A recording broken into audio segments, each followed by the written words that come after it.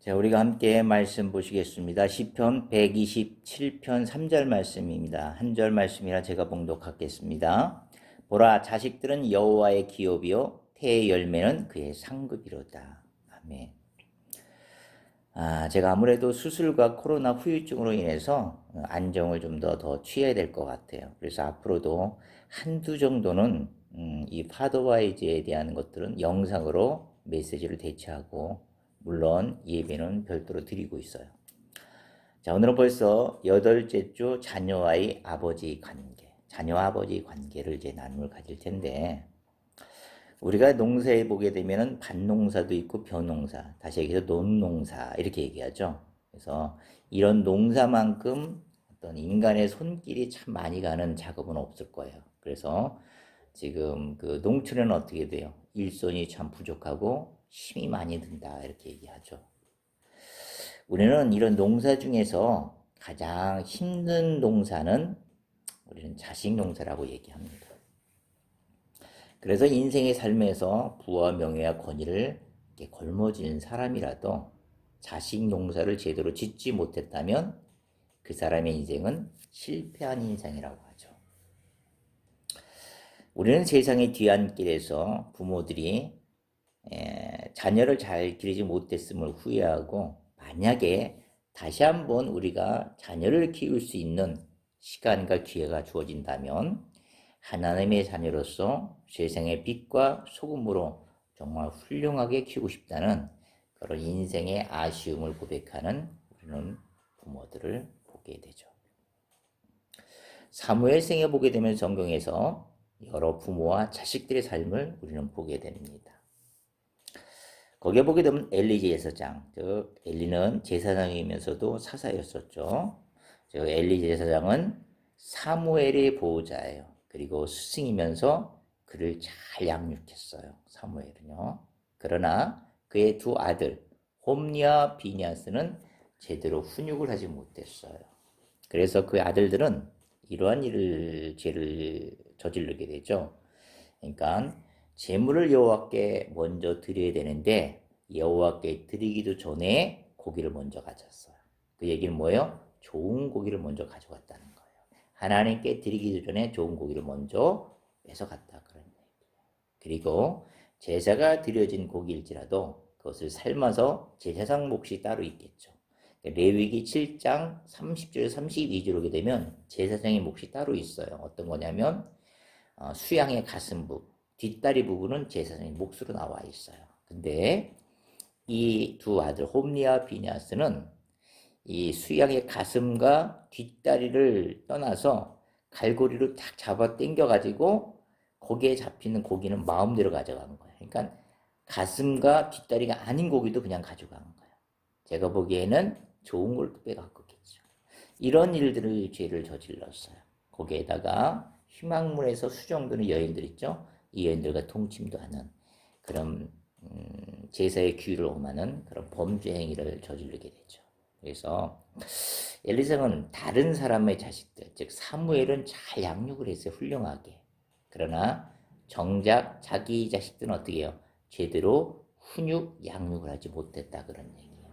그래서 하나님의 선지자 사람이 나타나서 엘리 제사장에게 경고를 하죠. 거기에 사무엘상 2장 29절에 보면 이렇게 나와 있어요. 너희는 어찌하여 내가 너의 초소에서 명령한 내 재물과 예물을 밟으며 내 아들들을 나보다 더 중히 여겨 내 백성 이스라엘이 드리는 가장 좋은 곳으로 너희들을 살찌게 하였느냐 이렇게 나오죠. 그러니까 명령한 내 재물과 예물들을 밟으며, 그 얘기는 뭐예요? 제사의 법도와 규례를 무시하고 그리고 내 아들들을 나보다 중히 여겼다. 그러니까 하나님을 다 무시하고 제사의 법들을 무시했다는 건 하나님을 무시하는 거지 않습니까? 무시하고 아들을 제대로 교육하지 못하고 훈계하지 못했다 그런 얘기예요. 그렇죠? 그로 인해서 엘리 집안은 몰락하는 비유를 맞게 되죠. 그래서 블레셋과의 전투에서 하나님의 법궤가 빼앗기고 엘리 두 아들 홈리와 비냐스는 죽음을 당하게 돼요. 이런 소식을 엘리가 듣게 되는 거죠. 그래서 엘리는 두 아들이 죽임을 당하고 법궤까지 빼앗겠다는 소리를 듣고 굉장히 놀래요. 그래서 엘리는 자기 의자에서 일어서면서 뒤로 넘어져서 목이 부러져서 죽는 그런 비유를 맞게 되는 그런 가정이 되었어요. 하지만 하나님은 이런 엘리를 대신해서 충실한 일꾼을 준비시켰죠. 누구예요? 바로 사무엘이에요. 그죠? 이 사무엘은 위대한 제사장이면서 선지자이면서 사사였어요. 여기서 사사라는 것은 백성을 대표해서 리더자로 잘 다스리는 사람을 얘기하는 거예요. 마찬가지로 이 사무엘은 참 하나님의 신실한 선지자고 사사였고 제사장이었어요. 그런데 여기에도 두 아들이 있었어요. 그 두 아들이 누구냐면 요엘과 아비예요. 이게 사무엘도 나이가 들다 보니까 자동적으로 이 두 아들에게 사사가 물려지게 되는 거죠. 그죠?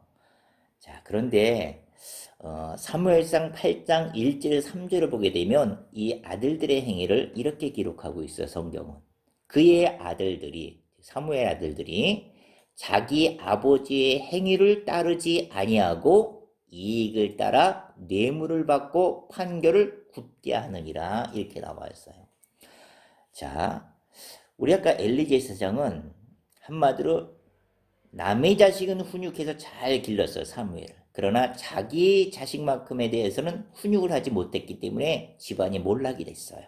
근데 이 사무엘은 자식에 대한 자기 자신에 대한 자식은 훈육을 했던 것 같아요. 왜? 이 말씀을 보게 되면 자식은 아버지의 행위에 즉 따르지 않고 즉 훈육을 따르지 않고 자기의 이익 즉 다른 길로 갔다 그런 얘기예요. 자기 이익을 위해서 뇌물을 받고 판결을 굽게 했다 그런 얘기예요. 그러니까 사무엘은 자기 자식에 대해서 훈육을 했어요. 그리고 아버지로서의 모범을 보여줬다는 얘기예요. 근데 그 아버지의 행위를 따르지 않고 자기의 이익을 위해서 뇌물을 받고 판결을 굽게 하는 그런 다른 길로 갔다 그런 얘기예요.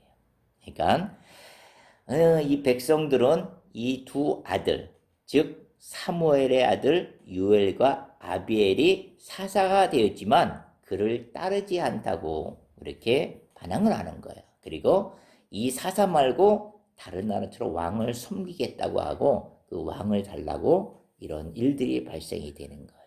그래서 끝내는 왕이 선출되고 두 아들 유엘과 아비아는 사사에서 물러나게 되는 거죠. 하나님은 이와 같이 가정의 공동체를 통해서 하나님의 위대한 계획을 가지고 있어요. 즉 자녀들의 후손들을 통해서 하나님의 나라의 의와 전해지기를 원하고 있는 그런 위대한 계획을 가지고 있다 그런 얘기예요. 그러니까 위대한 큰 계획을 가지고 있다 그런 얘기예요. 마치 물이 바다를 덮은 것 같이 여호와의 영광을 인정하는 것이 세상에 가득하기를 소망을 하면서 가정의 공동체를 통해서 후손들에 의해서 하나님의 나라가 전해지기를 소망하는 거예요. 하나님의 의가 전해지기를 소망하는 거예요. 하나님의 법도와 규례가 전해지기를 원하는 거예요. 그래서 특별히 가정 가운데서 아버지를 그 사명자로 세우셨어요. 하나님의 목적을 위해서 기대하면서 아버지를 세우셨다 그런 얘기예요. 그래서 지금도 하나님께서는 우리 가정들을 통해서 예수님의 생명으로 가득 차기를 바라면서 진리를 전할 그런 가정들을 지금도 찾고 계신다는 거예요. 그래서 오늘 본문 말씀은 이렇게 정한 거죠. 보라, 자녀들은 여호와의 기업이요 태의 열매는 그의 상급이라 이렇게 얘기했어요. 자, 그러면 여기에서 기업이라는 말이 참 자주 등장을 해요. 성경에 보게 되면 이 기업이라는 말은 히브리어로 나할라라는 말이에요. 그것은 값없이 주어지는 하나님의 은혜의 선물이다 그런 얘기예요. 다시 얘기해서 유산, 상속, 분기, 세습된 재산을 의미한다 그런 얘기예요. 고대 이스라엘 사회에서는 토지가 그들의 주된 기업이에요. 유산이라 그런 얘기예요. 그래서 이스라엘 사람들은 자기 모든 자녀에게 골고루 이 토지를 분배해 주었어요. 대신 장자는 다른 사람보다 두목으로 분배를 더 많이 해줬다 그런 얘기예요. 대신 레위기 25장 23절을 보게 되면 토지 주인은 여호와 것이라고 이렇게 나와 있어요. 토지를 영구히 팔지 말 것은 토지는 내 것임이라. 그러니까 토지의 주인은 내 것이 기업으로 줬지만 주인은 실질적으로는 여호와 거라 그런 얘기예요. 그러니까 이 기업으로 받은 땅은 결코 영구히 팔고 살 수 없다 그런 얘기예요. 왜요? 땅의 주인은 여호와 거라 그런 얘기예요.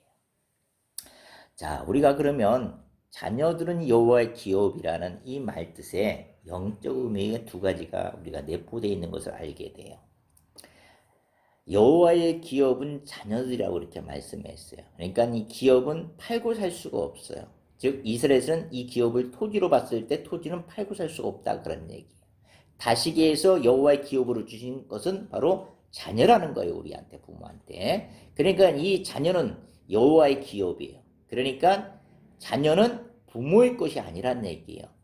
그 주인은 누구의 소유주는 여호와 것이라는 얘기야. 첫 번째는 자녀의 주인은 여호와 것이다. 대신 부모는 관리자에 불과한 거예요. 그러니까 소유가 자녀의 소유는 부모 것이 아니라 그런 얘기예요. 이 관리자의 의미는 뭐예요? 잘 관리해야 돼요. 빼앗기지 말아야 돼요. 이 기업은 사고 팔 수 없어요. 매매가 될 수 없어요. 그러니까 이 부모는 이 자녀를 사고 팔 수 없는 것처럼 세상에 뺏기지 말려는 그런 관리자로서 잘 관리를 해야 된다는 얘기야. 세상에 빼앗긴다는 건 뭐예요? 세상 권사의 사단의 세력에 빼앗기지 않도록 잘 관리해야 된다는 그런 의미가 담겨 있다 그런 얘기야. 그래서 세상에 빼앗기지 않기 위해서는 어떻게 돼요? 이것은 경건한 부모에게 준 하나님의 선물이에요. 믿음의 부모에게 준 하나님의 선물이라 그런 얘기야. 그러면 이 선물은 유산이에요. 세습된 재산이에요. 그러니까 당연히 세습된 재산이기 때문에 믿음으로 부모에게 주어진 선물이기 때문에 그 믿음을 세습적으로 계속 물려줘야 된다는 얘기예요. 즉 믿음의 유산으로 물려줘야 되는 의미가 있다 그런 얘기예요. 그래서 자녀들의 여호와의 기업이라는 의미 속에는 자녀라는 주인은 부모가 아니고 여호와 것이다. 그래서 부모는 세상에 빼앗기지 않도록 관리를 잘 해야 된다. 그래서 두 번째는 믿음의 유산, 제습 재산으로 믿음으로 잘 유산을 물려줘야겠끔 그런 의미가 바로 부모에게 있다. 그런 얘기예요. 우리는 세상 가운데 보게 되면 자녀를 먹이고 입히고 가르치고 키우는 일은 누구나 할 수 있는 걸 보게 돼요. 이런 것들은 우리는 어떻게 돼요? 방목한다 이렇게 얘기하지 않습니까? 방목이라는 건 뭐예요? 목축업을 하면서 그냥 양과 소를 그냥 목초지에 풀어놓는 거예요. 그러니까 먹고 자고 애들이 실컷 마음껏 하면서 스스로 크라 이거예요. 근데 이렇게 먹고 입히고 가르치는 거 이건 누구나 할 수 있어요. 방목은. 그러나 우리 그 부모의 입장에서는 어떻게 돼요? 양육이라는 게 따로 있지 않습니까? 뭔가 성장을 시키기 위해서 독립하기 위해서 양육해야 될 필요성이 있어요. 방목하면 안 되지 않습니까? 그래서 우리에게는 자녀를 양육할 수 있는 어떤 문제점이 있는데 이 양육은 참 좀처럼 그렇게 쉽지만 않은 것 같아요. 우리는 어때요? 집에서 우리 자녀들에게 무엇을 시키면 어떻게 싫어하죠? 그리고 막 짜증도 내요. 그리고 어떨 때는 부모가 언쟁을 하기도 해요. 그 엄마가 할 수가 있는데 왜 내가 해야 돼? 형도 있잖아. 꼭 굳이 내가 해야 돼? 그 엄마 일인데? 그 형도 할 수 있는 일인데? 아니 동대에서 할 수 있잖아. 뭐 이런 식이면서 말로 언쟁을 하게 되는 거죠. 이럴 때마다 부모는 굉장히 속상을 해요. 내가 이러다가 우리 자녀를 잘못 키우면 어쩌나 하면서 마음에 근심을 갖게 되는 거죠. 마음에 어둠이 깔리기 시작한다 그런 얘기예요. 어떤 자녀는 어떻게 돼요? 아주 침착하지 못해요. 주의력이 아주 부족해가지고 산만해요. 자주 그릇을 깨트리기도 하고 국 같은 거, 물 같은 거 엎지르기도 해요. 그러면 어떻게 해요? 부모는 굉장히 마음이 무거워져요. 그러면서 한편으로 속은 어떻게 돼요? 아니야, 우리 애가 좀 커지면 이런 것들은 없어질 거야 하면서 이렇게 생각하면서 그릇들을 치우죠. 청소하죠. 그런 모습을 볼 때마다 어떻게 해요? 가슴이 어떻게 돼요? 무너져요, 사실은. 그죠? 혹시나 우리 아이가 잘못되면 어떨까? 계속 이러면 어떠나? 또 한편으로는 이제 자녀가 책망을 받아요, 부모한테. 그러면 토라지죠. 그리고 자기 방으로 이렇게 들어가요. 그리고 나오지도 않아요, 불러도. 그러면 어떻게 해요? 부모는 이렇게 찾아가요. 그리고 이렇게 어깨를 두들겨 주죠. 이제 그런 모습을 볼 때 하나님의 부모의 사랑이 저런 거구나. 그런 것을 느끼게 되지 않습니까? 또 어떤 자녀는 거짓말도 하고 굉장히 게을러요. 굼떠요. 정말 속상하죠. 아주. 우리 자녀가 앞으로 어떻게 살아갈까? 참 성실해야 되는데 이 사회는 냉정하고 성실한 사람을 필요로 하는데 그러면서 많은 근심을 갖게 되지 않습니까? 또 어떨 때는 학교의 준비물도 준비도 안 하고 과제물도 준비도 안 돼요. 그러다 보니까 학교 생활에 적응도 안 되고 또 학교 생활에 회의를 많이 느끼게 되죠. 그런 거를 보는 부모들의 입장은 어떻게 돼요? 걱정이 많지 않습니까? 앞으로 사회생활을 하는데 참 어떻게 살아가지? 정말 이 세상에는 경쟁이 치열한데 이런 자식에 대한 그 앞날을 이제 걱정을 하게 되지 않습니까? 이런 것 같이 자녀들을 양육하는 이런 것은 그냥 단순하게 방목하는 것이 아니라 양육은 좀 차원이 틀리다는 것을 우리는 느끼게 돼요. 어떤 특별한 헌신과 어떤 의지가 좀 필요한 것 같아요. 그래서 특히 이런 우리가 자녀를 일반적인 양육 과정에다가 정말 경건한 자녀를 양육하는 더욱더 힘든 것 같아요. 그런 경건한 하나님의 자녀로 양육하기 위해서는 정말 필요한 것은 부모들은 중보 기도가 있어요. 이 중보 기도는 왜 중요하냐면 우는 사자와 같이 삼킬 자를 찾는 사탄 마귀가 있지 않습니까? 자녀들에게 세 가지를 통해서 공격을 하지 않습니까? 어떻게 나와 있어요? 요한복음 10장 10절을 보게 되면 이런 말씀이 있지 않습니까?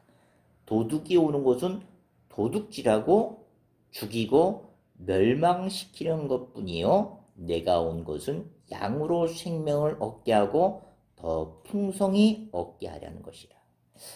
자, 사탄 마귀는 세 가지 공격을 해. 어떻게 해요? 도둑질하고 죽이고 멸망시키기 위해서 우는 사자와 같이 삼키질을 찾으면서 우리의 자녀들을 틈틈이 노리고 있다 그런 얘기예요. 도둑질해요. 어떻게 해요? 하나님의 관심에 세상의 관심으로 세상을 쫓아가고 세상에 함몰되어서 오로지 세상만 바라보고 세상의 비전만 쫓아가게끔 만든다. 이런 하나님 마음에서 도둑질해 간다는 얘기예요. 세상으로. 그러면 어떻게 돼요? 세상 속에 묻혀서 그리고 함몰되다 보고 세상을 바라보고 세상을 쫓아가다 보면 어떻게 돼요? 내 영이 어떻게 돼요? 공고해지고 어두워지는 거. 영혼이 죽는다 그런 얘기예요. 그래서 도둑질 당하고 죽이게 된다는 얘기야. 영혼이 죽는다 그런 얘기야. 이 영혼이 죽게 되다 보면 어떻게 돼요? 끝내는 죽음과 멸망으로 가게 된다는 얘기야. 그래서 사단의 방법은 도둑질하고 죽이고 멸망하는 이런 단계로 공격을 하기 때문에 우리 부모는 이 자녀를 위해서 꼭 중보기도 해야 된다 그런 얘기예요. 자, 우리는 중보기도라는 어떤 거예요? 주님을 정말 신뢰하고 그 주님과 친밀한 교제 가운데 주님께 우리의 상황들, 어떤 어려움이라든가 난처한 상황들을 의탁하고 의뢰하면서 그 문제를 어떻게 행하시는지를 보는 거예요. 그러니까 어떻게 행하시는 보는 거는 그냥 맡기고 그냥 나 몰라라 그런 게 아니라 그 상황 속에서 하나님의 교제 안에서 그 결과를 지켜보는 거예요. 그리고 그 결과는 당연히 하나님의 손을 이루는 거 아니겠어요? 그러니까 하나님께 감사와 찬양으로 영광을 드리는 그런 과정까지가 우리는 중보기도라고 얘기할 수 있어요. 우리가 다른 사람 혹은 자녀를 위해서 중보기도해요. 그러면 성령께서는 중보기도의 그 대상자의 무의식의 영역에서 일을 하기 시작해요. 그래서 아무리 우리가 훈계와 권면을 해도 달라지는 게 없어요. 눈에 보이는 변화가 없어요. 우리는 곧잘 실망하죠. 근데 실망하지 말고 포기하지 말고 계속적으로 중보기도를 하다 보면 점차 시간이 지나가면서 그런 중보했던 그 중보기도 대상자의 의식 속에서 뭔가 움직여요. 뭔가 불편해요. 불안한 마음이 들기 막 시작하는 거예요. 이제 성령의 감동이 그들의 마음을 만지기 시작하는 거예요. 그리고 각성이 찾아오게 돼요. 그러면 그들은 보이지 않는 하늘의 영원한 능력과 신성을 맞닥뜨리게 돼요. 바로 그분이 예수 그리스도라는 얘기예요. 이와 같이 사탄의 왕국에서 가장 피해를 줄 수 있는 방법이 바로 중보기도 사역이라는 얘기예요. 자, 여기서 중요한 것은 우리가 누구에게 기도하는지를 꼭 기억을 하셔야 돼요. 항상. 무의식의 영역까지 우리가 의식할 수 없는 것, 이해하지 못하는 영역, 가끔은 생각나지만 그런 영역까지가 다스리는 분이 하나님이에요.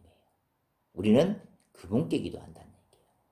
그러므로 우리는 자녀들의 영혼을 위해서 주께 돌아오도록 중보 기도해야 된다는 거예요. 우리가 자녀를 양육하는 최고의 목적은 뭐예요? 언젠가는 우리 곁을 떠나는 자녀들이죠. 떠나서 그들이 온전하게 독립해서 하나님의 자녀로 하나님의 사람으로 독립해서 살아가는 그런 삶을 목표로 두고 우리가 양육하는 거 아니겠어요? 자, 그렇다면 그 중에서 우리 아버지가 해야 될 역할은 뭐예요? 이 독립을 위해서 세 가지 선물을 우리는 준비를 해야 돼요. 이 선물은 반드시 줘야만 하는 선물이에요. 자녀에게. 첫째는 무조건적인 사랑의 담요. 다시 얘기해서 무조건 사랑. 이건 세상에서 당근과 채찍에서 당근을 얘기하는 거예요. 두 번째로 줄 수 있는 거는 훈육의 회초리. 세상에서 우리는 채찍이라고 얘기죠. 훈육의 회초리를 줘야 된다는 얘기예요. 그래서 세상에서도 자녀에게 줄 수 있는 훈육의 방법은 당근과 채찍을 줘라 이렇게 얘기했어요. 근데 경건한 자녀를 키우기 위해서는 우리의 부모들은 어떤 걸 줘야 되냐면 세 번째로 생명의 떡을 줘야 된다는 얘기예요. 당근과 채찍과 경건한 하나님의 자녀가 되기 위해서 생명의 떡, 이 세 개를 우리가 꼭 줘야 된다는 얘기예요. 그 역할이 누구예요? 부모, 특히 아버지 역할이 크다 그런 얘기예요.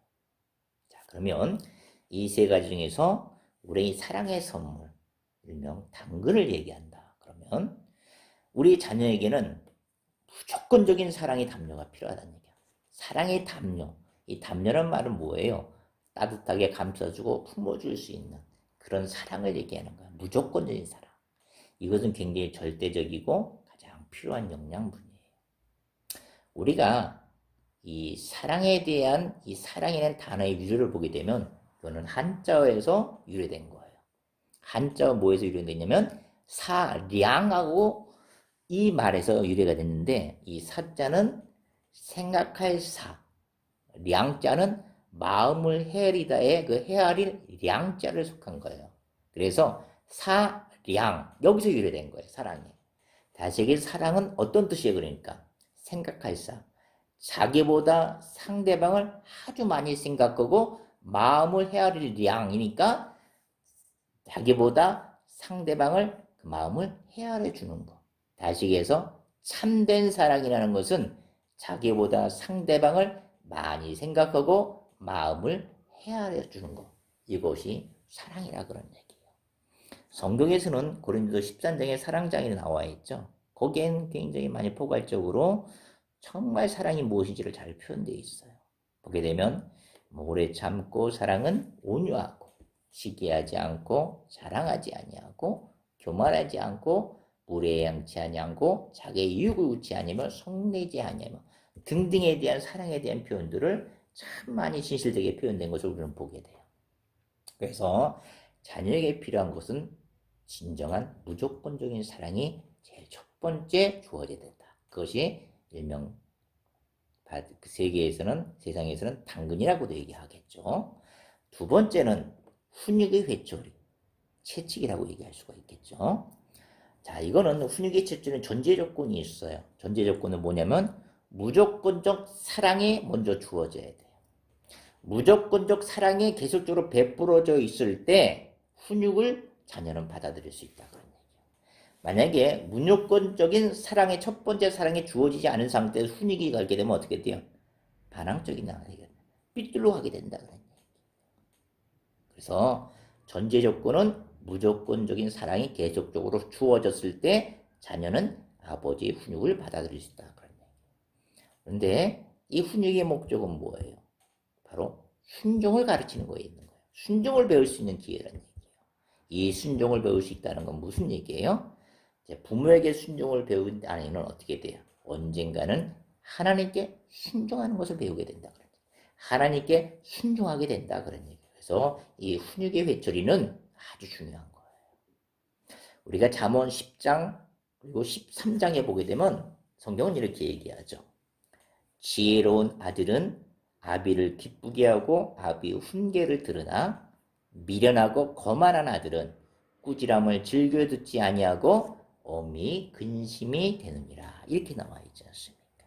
그래서 이 훈육은 정말 사랑의 버금가는 하나님께 순종할 수 있는 훈육의 가장 좋은 목적이 될 수 있다. 그런 얘기예요. 자, 그러면 이 훈육이 참 좋은 하나님께 순종하는 것수 있는 가르칠 수 있고 배울 수 있는 참 조건인데 훈육을 잘못해버리면 안 되는 얘기예요. 그래서 훈육에도 단계가 있어요. 훈육을 어떻게 할 것이냐면 5단계를 우리가 이야기할 수 있어요. 첫 번째 훈육에는 5단계. 먼저 규칙을 알려주는 거예요. 첫 번째는 규칙 알려주기. 이제 부모가 자녀에게 무엇을 기대하는지, 무엇을 원하는지 자녀에게 명확하게 주지시키는 거예요. 기억시킨다 그런 얘기예요. 잠은 몇 시에 잔다든가, 잠자리 시간, 식사, 공부 이런 규칙들을 정하게 되겠죠. 가정마다 틀리겠죠. 이런 것들을 아이들과, 이건 어린이를 얘기해 주는 거예요. 어린 아이들과 규칙을 정하는 거예요. 두 번째는 아이다 보니까 잘못을 저지를 수가 있어요. 그죠? 잘 모르고 잘못을 저지를 수도 있겠죠. 두 번째는 그때는 잘못했을 때는 말로 타일러야 된다 그런 얘기예요. 자녀가 잘못을 했던 말로 타이르는데 어떻게 해요? 잘못된 행위를 했다. 그러면 명확하게 얘기를 하는 거예요. 어떻게 해요? 그만, 안 돼, 그러지 마.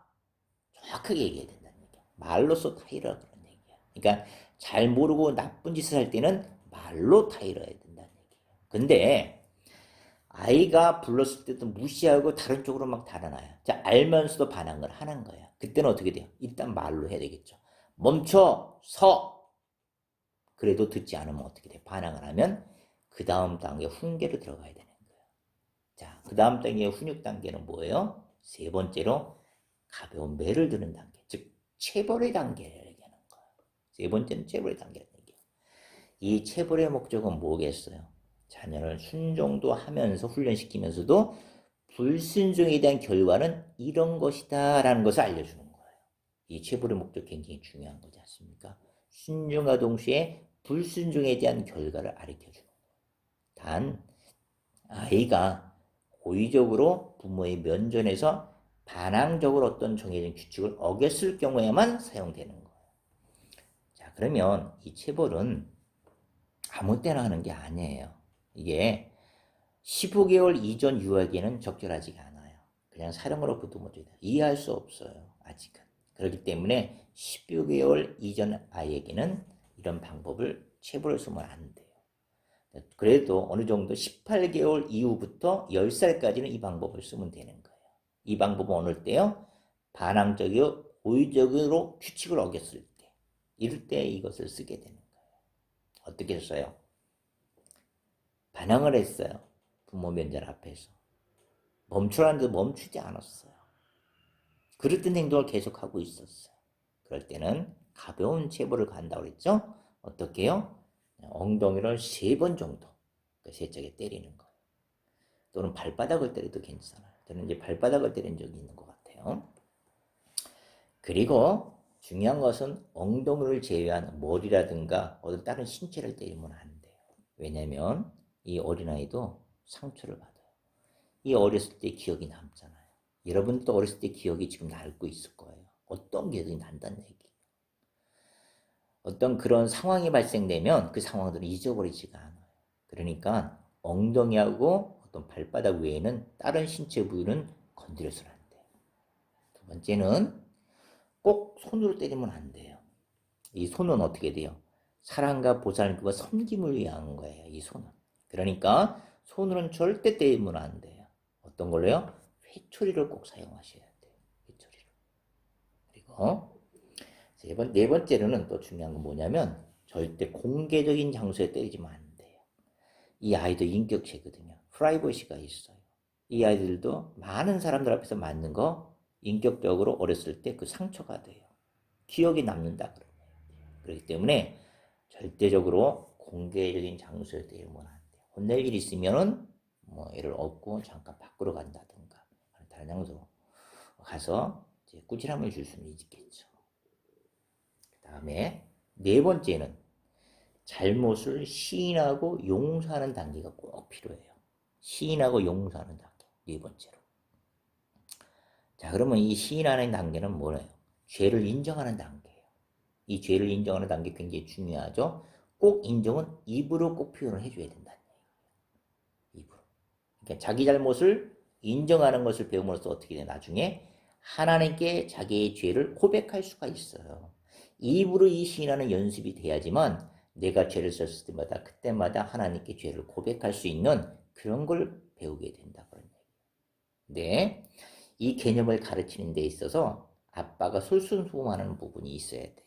가장 중요한 것은 아빠가 보여줘야 된다는 얘기예요. 그냥 아빠가 실수할 수 있잖아요. 보면은 그래서 아내와 자녀에게 잘못을 했다고 사과를 용서를 구하는 거예요. 솔선수범을 보여줘야 돼요. 이것이 정말 가르침이에요. 자녀들은 이런 부모의 모델을 통해서 이런 고백의 중요한 교훈을 배게 된다 그런 얘기예요.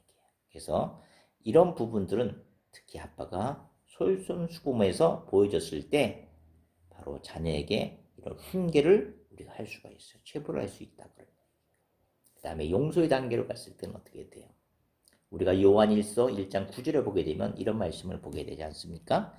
만일 우리가 우리의 죄를 자백하면 그는 미쁘시고 의로우사 우리 죄를 사하시며 우리를 모든 불의에서 깨끗하게 하실 것이요. 이런 말씀이 있어요. 하나님께서 우리가 우리의 죄를 자백하면 어떻게 돼요? 모든 것들을 죄를 사하시고 모든 불의에서 깨끗하게 용서하신다는 말씀이에요. 하나님께서 우리를 이렇게 용서하신 것처럼 바로 자녀가 그의 잘못을 시인하지 않습니까? 그러면 자녀를 우리도 완전히 용서해 줘야 된다 그런 얘기예요. 그래서 네 번째는 바로 자녀가 죄를 인정하고 입으로 시인하며 또 시인한 것에 대해서는 부모는 아빠는 용서를 깔끔하게 깨끗하게 해줘야 된다 그런 얘기예요. 그리고 마지막으로 다섯 번째 단계. 그러니까 한마디로 시인하고 용서했다고 해서 거기서 끝나는 게 아니에요. 그게 아니라 우리가 잘못을 바로잡아야 되지 않습니까? 그것은 훈육을 통해서 잘못된 부분을 바로잡는데 어떤 방법으로 잡을까요? 자, 훈육을 통해서 잡는 방법에 예를 들어서 아이가 훈육을 했어요. 그죠? 훈육을 해가지고 용서까지 했어요. 그러고 나서 아이들과의 엉그러져 있고 혹시나 잘못된 관계를 회복하는 단계까지가 포함된 거예요. 그러니까 아이를 자꾸 안는 거예요. 안고 이렇게 얘기해요. 내가 감정에 생겼다는 것은 나도 다 알고 있어 아빠는. 하지만 내가 순종하지 않을 때는 또 아빠는 이럴 수밖에 없어. 왜냐면 내가 너를 너무 사랑하니까. 내가 그런 행동을 하도록 내버려 둘 수는 없는 거야. 나도 너에게 매를 들고 싶지는 않아. 내가 정말 하나님이 계획하신 훌륭한 사람이 되는데 정말 도움이 될 수 있다면 난 어떠한 일이라도 이런 일을 할 거야. 그러면서 자 이제 그만 울어. 그리고 우리가 한번 우리 아가 안아볼까? 하고 안아주고 토닥거려주는 거. 이러면 이런 어린아이는 막 울어요. 또 아빠는 어때요? 마음이 뭉클하지 않습니까? 이런 것들은 엄마도 곧잘 많이 해요. 이런 것들은 아빠도 꼭 필요한 거예요. 어린 시절부터 이 일을 꼭 하셔야 되는 거예요. 그래서 중요한 것은 훈육에 대해서는 자녀한테 사과하면 안 돼요. 단 관계가 혹시나 잘못 오해될까봐 관계 회복에 대해서는 노력을 해야 돼요. 아무런 찌꺼기가 남지 않도록 교제와 관계 회복에 대해서는 우리가 이렇게 노력을 해야 된다. 우리가 이와 같이 어린아이에 대한 이런 훈육 방법은 지금까지 했던 내용들이에요. 예를 들면 이것은 18개월 이후에서 10살까지가 반항적이고 고의적으로 규칙을 어겼을 때 이 방법을 쓰는 거예요. 15개월 이전에는 이 방법을 쓰면 안 돼요. 치부라는 건 있을 수는 없어요. 다듬어주고 안아주고 아직 모르는 상태니까. 이 상태는 18개월 이후에서 10살까지는 이런 방법을 쓰면 돼요. 예를 들어서 내가 어떤 규칙을 알려주고 그리고 이유도 설명을 다 해줬어요. 예를 들어서 우유잔을 식탁 모서리에 두지 마라. 이러면 넘어지는 거야, 툭 쳐서. 이런 거 알려주는 거야. 근데 식탁에 두지 말라고 했는데 어린아이가 식탁에 우유잔을 뒀어요. 그럼 잘 모르니까 또 가르쳐줘야 되겠어요. 식탁에 우유를 두지 말고 옮겨 이렇게 얘기하는 거죠. 근데 반복해서 실수할 수 있으니까 계속 당분간은 실수하지 않도록 주입시켜주는 거예요. 상기시킬 필요가 있지 않습니까? 그런데도 아이가 일부러 하는 것들을 우리는 보게 돼요. 거부하고 반항하는 것처럼 보일 때가 있지 않습니까? 그때서 가벼운 체벌이 가해지는 거예요. 아까 얘기한 것처럼 엉덩이에다가 발바닥을 한 3번 정도 내려주는 거예요. 엉덩이 외에는 다른 부위를 결코 때리지 말라는 거. 그리고 손은 절대 하지 말라고. 회초리를 사용하라는 거. 손은 사랑하고 보듬어주고 보살펴주는 그 용도로 쓰이게끔 자녀인들에게 가르쳐줘야 되는 거예요.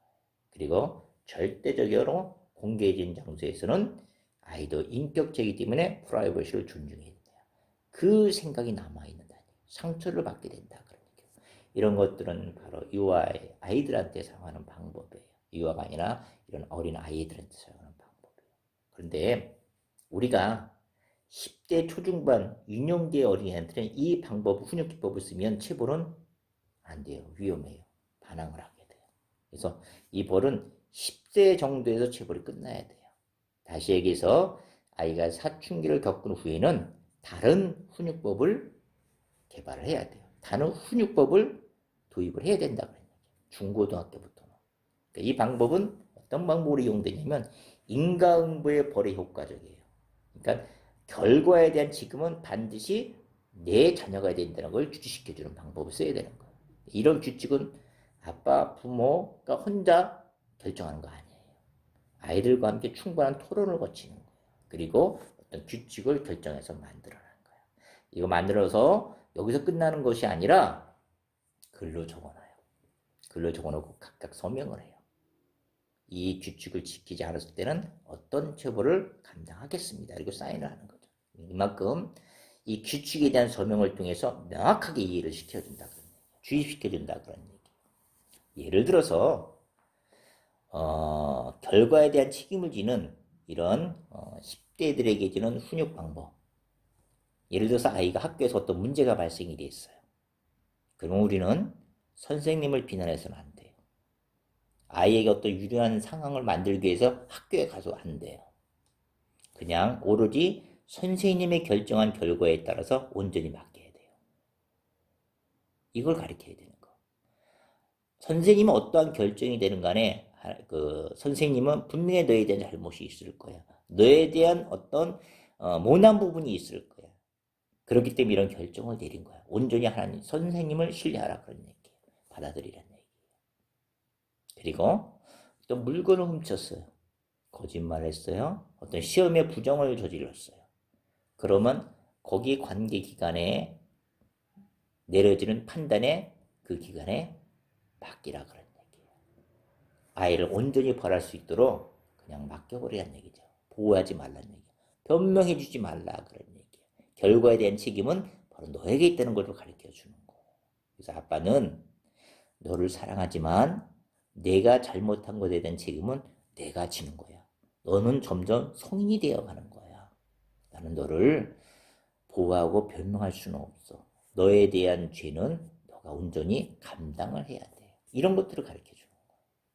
그래서 이와 같이 훈계에는 바로 5가지 단계를 통해서 아이와 청소년들을 훈계할 수 있는 5가지 단계를 밟아가는 거예요. 이 방법 너무 중요한 거예요. 이 방법 놓치면 안 돼요. 아이들 가르치는 데 있어서 이 방법 놓치면 절대 안 된다는 얘기예요. 자, 그러면 마지막으로 세 번째. 이 아이들에게 줄 수 있는 아버지의 어떤 책임이라고 할 수도 있지만 선물이에요. 반드시 줘야 될 선물. 당근, 사랑이라는 절대적인 당근도 줬어요.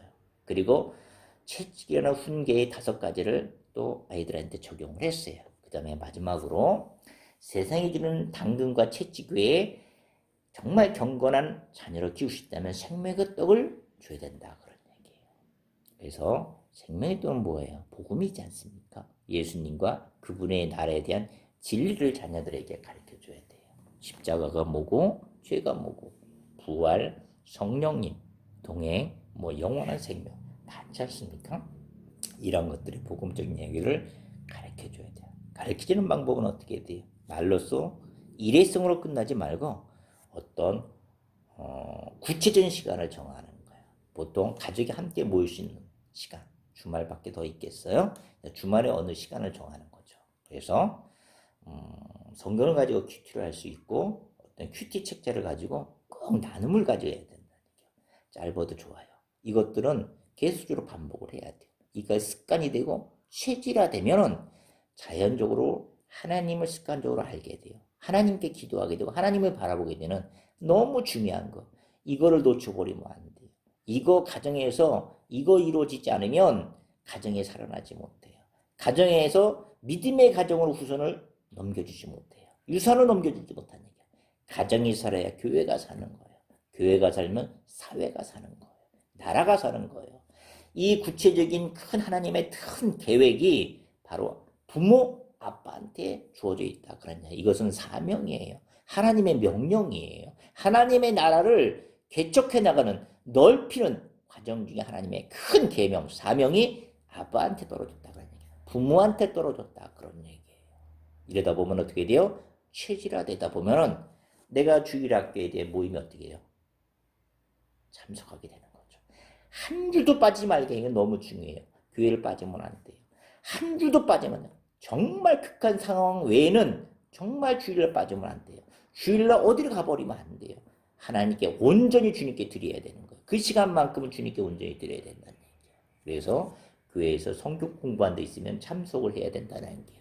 교회 활동에 적극적으로 참여할 수 있도록 부모가 권유를 해야 돼요. 부모가 거기다가 집어넣어주기도 해야 되는 거예요. 단 부모가 먼저 솔선수범해야 돼요. 헌신과 봉사에 참여해야 된다는 얘기예요. 어떤 구역의 공과라든가 어떤 여성교라든가 남성 여기 참여해서 활동을 해야 된다. 전도라든가 제자훈련이라든가 많지 않습니까?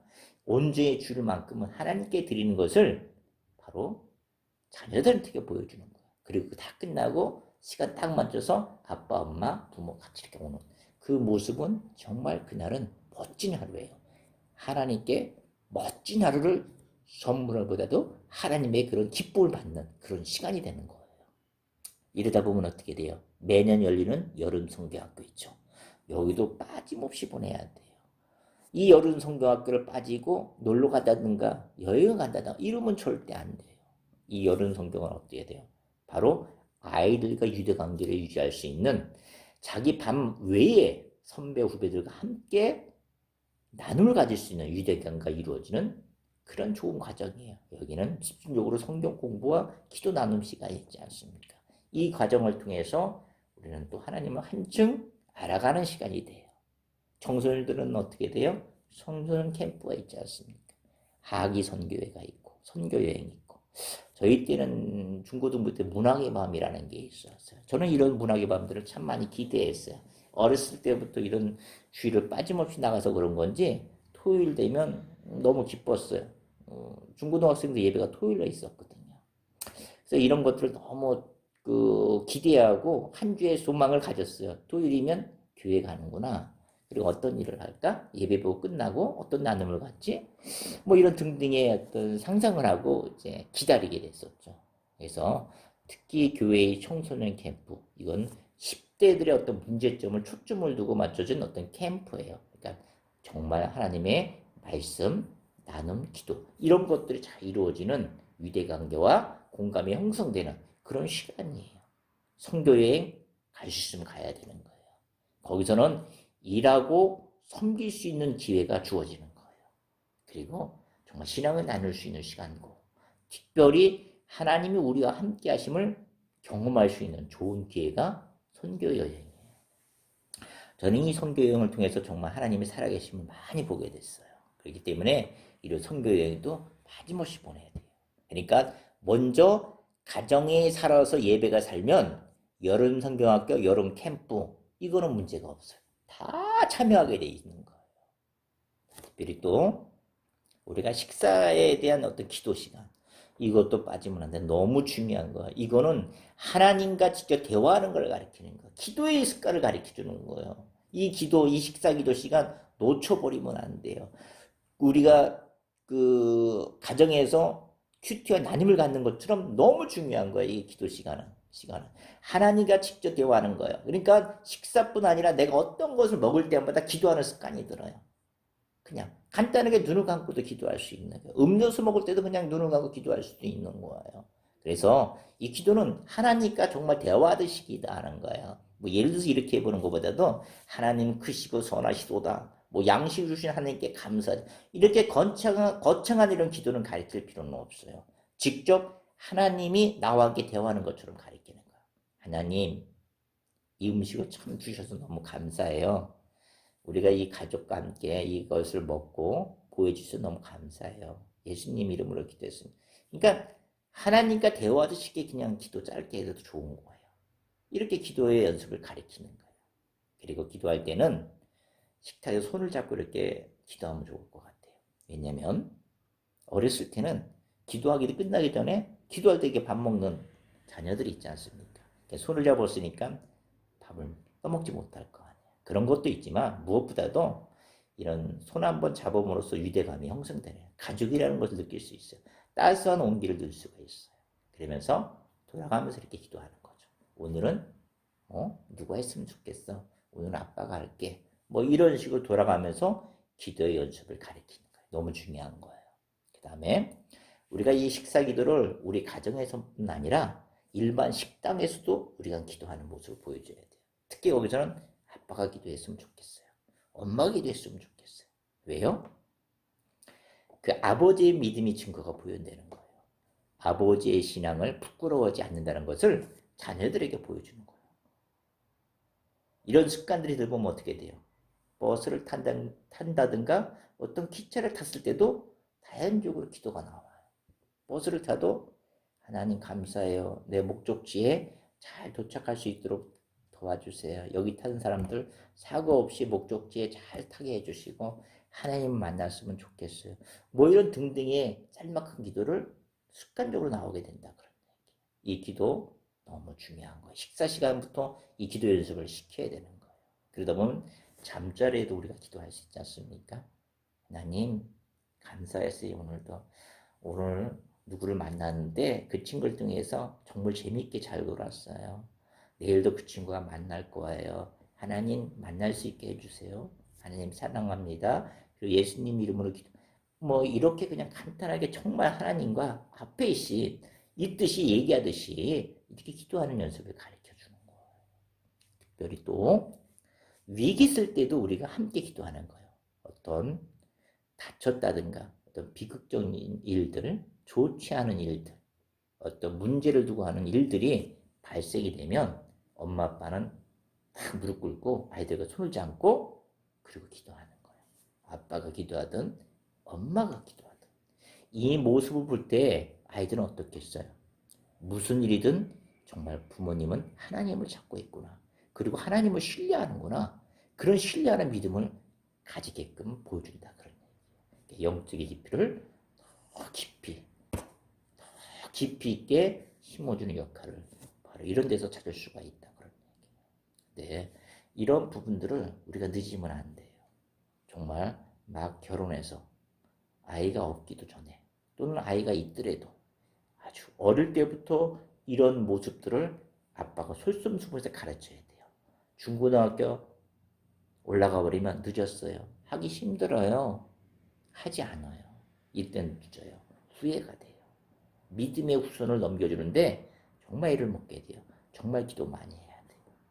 그래서 오늘도 여러분의 가정에서 정말 아빠가 줄 수 있는, 아니 줘야만 되는 세 가지, 당근과 채찍, 생명의 떡을 선물을 정말 실천하는 우리 모든 부모가 됐으면 좋겠습니다. 감사합니다.